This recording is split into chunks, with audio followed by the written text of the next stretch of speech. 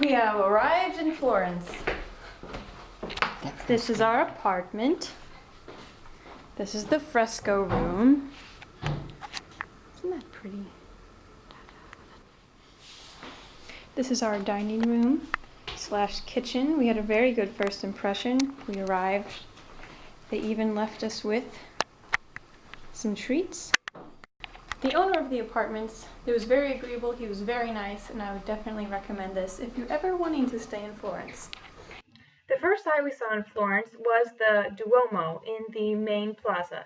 It was very, very beautiful on the inside, but nothing could have prepared me for the magnitude and the design and the intricacy of the outside. Here we see, like in Rome, more of the black and white along the walls. Look at that dome. How cool.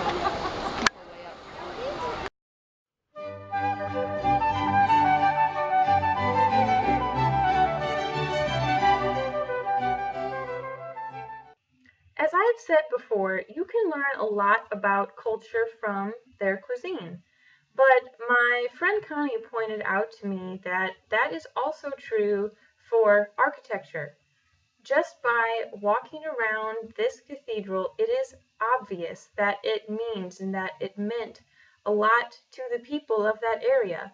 Knowing the time and the effort that went into this cathedral makes it a crown jewel to the culture of Florence.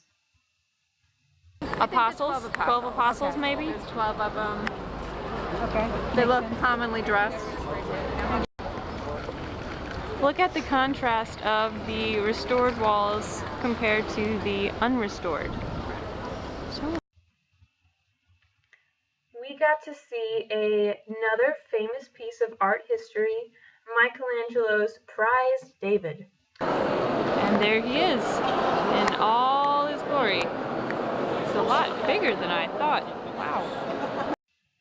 And I did not realize just how large this statue really is, but once I was there, I made sure to get a view from every angle. So firm. He must do Pilates. It is crazy to think how he started with just one solid block of marble and then turned it into this beautiful sculpture. He's so perplexed. I wonder what he was looking at. I could take so many selfies in this room. Each of these paintings were done for some sort of monastery or chapel, and then they were restored and all brought here to this museum, which also holds the David. This one in particular catches my attention. It is the angel stopping Abraham from sacrificing his son Isaac, and it just seems like it's very, I don't know, it's very emotional, it's very dramatic. Both of these paintings were done by the same artist. The first is the Assumption of Mary into heaven, and then the next is Jesus being taken down off the cross, but I have never seen ladders or angels in a scene like this before. Very fascinating. Museum de Musique. Composers. Whoa. Wonder how you play that thing. Look at how small all these pianos are. She asked, and I said 14. Here we have a hurdy-gurdy. Not sure what that sounds like. And you're supposed to. Or how to play it. Touch something. These are known as the Italian primitives. They are the oldest. This is the oldest painting here. It is Madonna and Child with two angels, and it is believed to be painted in the first half of the 13th century.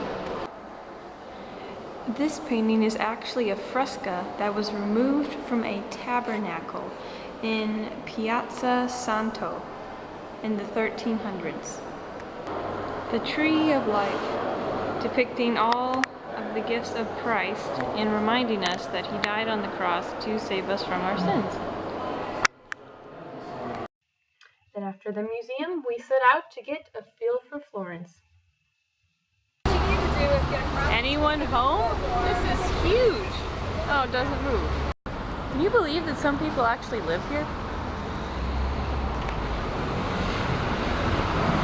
Like, that's a big apartment. Look, Dad, here's your letter drop. And buzz in, talk. Another library. Look at the librarian. She's so happy. I just love the smell of old books.